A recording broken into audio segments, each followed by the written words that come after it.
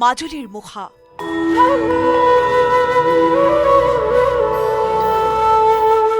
বিশ্বৰ দৰবাৰত সমাদৰ বৃদ্ধি মাজুলীৰ মুখাৰ। ৭ সাগৰ পাৰ কৰি আমেৰিকাত প্ৰাণ পাব মাজুলীৰ ঐতিহাসিক চামগুৰি সত্ৰৰ মুখাই।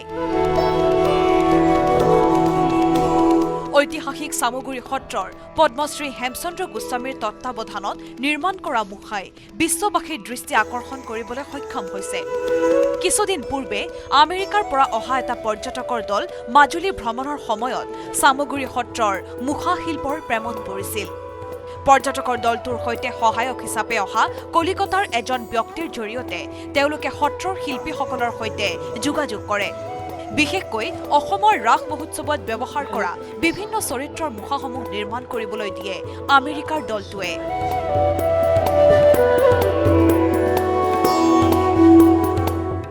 আমেৰিকা মুখা যাব আৰু সেই মুখা তেওঁলোকৰ নিৰ্দেশনা মতে মুখাৰ ইয়াত নিৰ্মাণ কৰিছে। মুখা মুখত পিন্ধিব আৰু তেওঁলোকে মুখাৰ নান্দনিক প্ৰকাশ কৰিব আমেৰিকাত।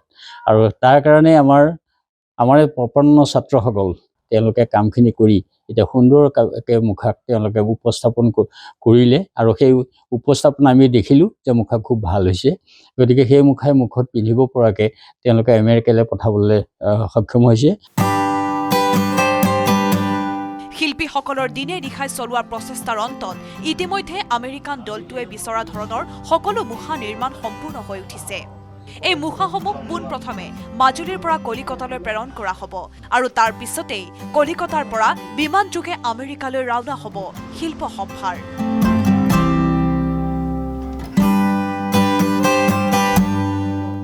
আমেৰিকা পৰ্যটকো আহি ইয়াত বিশেষভাৱে তেওঁলোকে পৰ্যবেক্ষণ কৰি দেখা পালে যে এটা ৫০০ বছৰীয়া পৰম্পৰা ঐতিহ্য বহন কৰি থকা মুখা শিল্পক তেওঁলোকে এটা সমাদৰ লাভ কৰিবৰ উদ্দেশ্যে লৈ তাতে তেওঁলোকৰ কিছুমান সংগ্ৰহালয় আছে, তাত মুখা সংৰক্ষণৰ কাৰণে ব্যৱস্থা কৰিছে।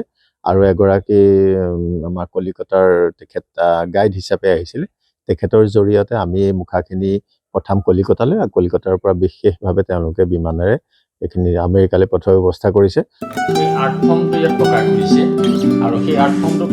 পদ্মশ্ৰী হেমচন্দ্ৰ গোস্বামীৰ বলিষ্ঠ নেতৃত্বত মাজুলীৰ এই থলুৱা শিল্পই আন্তঃৰাষ্ট্ৰীয় পৰ্যায়ত লাভ কৰা এনে সমাদৰে অসমীয়া সত্ৰীয়া সংস্কৃতিলৈ এক নতুন মাত্ৰা কঢ়িয়াই আনিছে।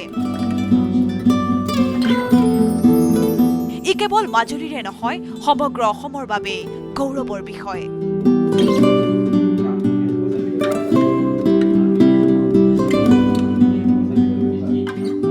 মাজুলীৰ পৰা ভাস্কৰ জ্যোতি কটকৰ report, News 18 Assam North east.